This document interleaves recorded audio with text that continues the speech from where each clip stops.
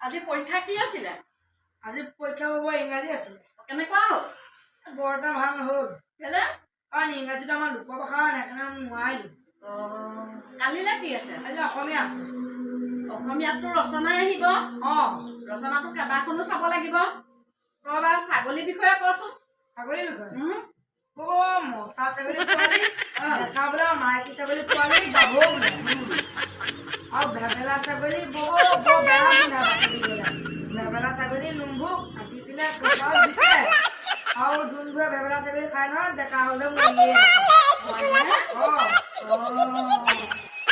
তেনেহ'লে ভাল ভাল বস্তু খুৱাইছো এইটো মই বনাইছো দেই।